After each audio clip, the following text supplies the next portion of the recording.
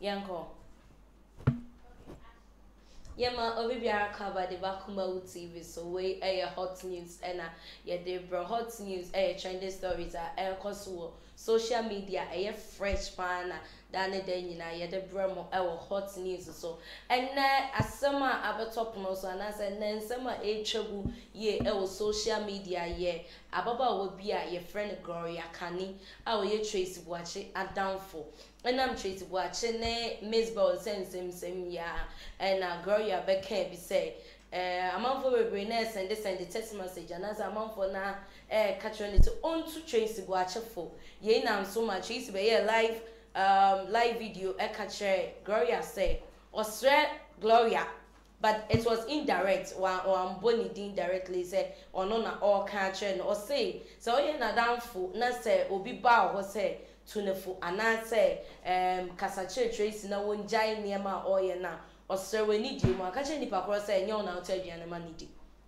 enti no ntimi entre Tracey Boakye de onye ye anya Gloria je asemi to no so say e ono e na abeka say amanfo frefre so ntunefu nti say obeka say dia na chese ono na o say den hitting the back won sema or catcher on and I'm so ama Gloria dear before bebre kika nsem reveal Tracey Secrete bebra wo Tracey ho onim esan say oye Tracey Boakye Adam Fontino and sema wonim fa Tracey ho nyina enam ebufo so ama na kika nsem bebre wo social media and na yanko hwe dear Gloria kika fa Tracey ho wo social media yanko hwe mrasisi Ghana titiru na system ni munye din na obi anya na sumje focus. Tracey minim sa wona wama wo jamiska e na wo di matem minim because woman is kama ni didi Matilda mo atem say ya mo muska chama wuntuma mo muska na Matilda mo neje ko mafa. I was there, me ya aware sa wona woma wo jamiska and due to say nyankopon asem bi ani ho a eye ntro ntine Bible say ni enipa guo no eno na wo betwa Satan no na minimu nyame ana menam prega tese wo no menya afuto bi amfa ma ntimi no nyina na ebo mu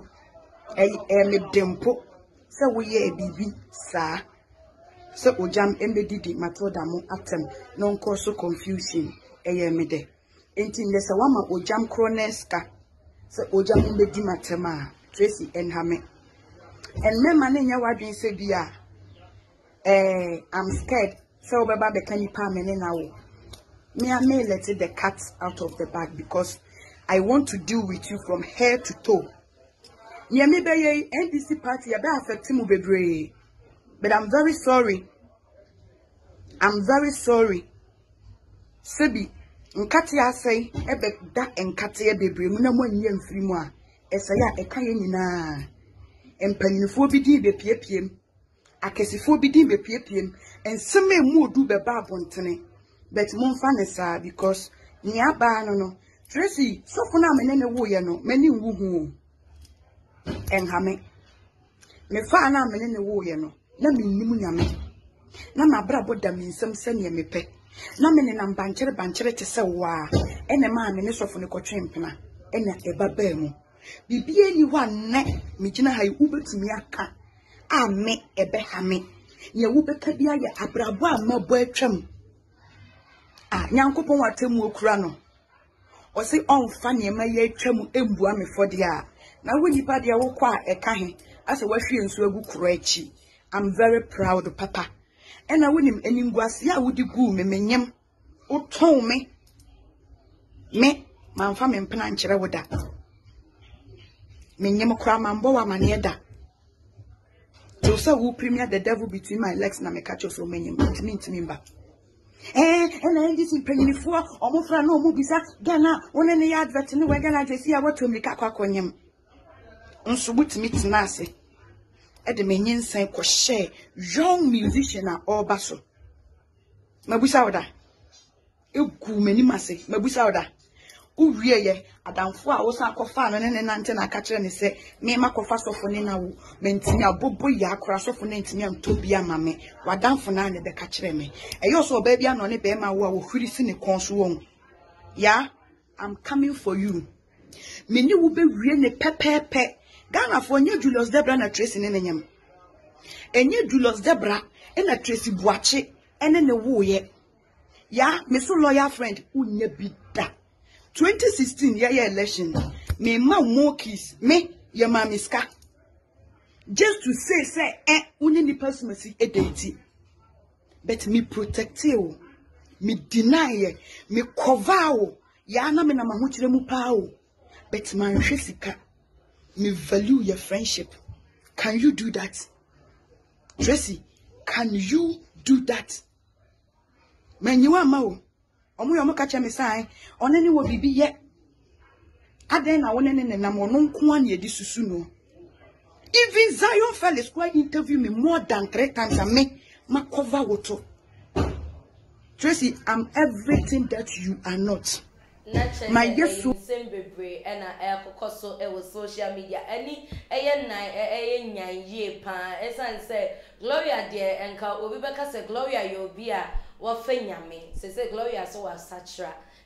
wa fanyame abonebo ondi enyema na first no ye biem no onye biem say and obi bisa say say Gloria fanyame ye tinka the ofanyame no and I say bisa bi prejudice o menentem fon na se munua ba adunso agu na so a enka ba pepa nka wuntwantwe na de entina nam so a Gloria Secrete Tracey or wofa Tracey hu nyina no o de beba boba bonte and obi eka se ene na jese Gloria mfa nyame nwie because se wofa nyame pa de a eni kwan se sansem we nyina no ososo ana se o toa so sama na ya se ena amanfo bebre na so eka se Tracey nsem ya eba ye na amanfo bebre ahura tena so de pe hype obi aya na o ka Tracey asem na nka asem we so de adentini entime ma asem nkoda one medibel na nka sha ase afa de ya suspend no na we sorry a Tracey aye say attacks bebre na eba Tracey so ye ma me Christiana awuni enso akasa afasa asem we o say omo mi enu nyina medibel ni Tracey nyina ye ne mama nti obesere omo ani die mu ankasa no omo twa santokwa no so ne sa akasa ni nyina enye fenti oya batan ya oda omo ntem no de obeka che omo ane se omo twa sansensem we nyina so no omo nyi bibia anye de emfi omo mu eno ene ensem a ene ye de ebre wo hot news kasebo a eja etua to se odi eba mu na protocol so anache se odi acha yesa esan se trending stories a koso e social media enene me de bro me din ene queen AJ Hipsy ba hope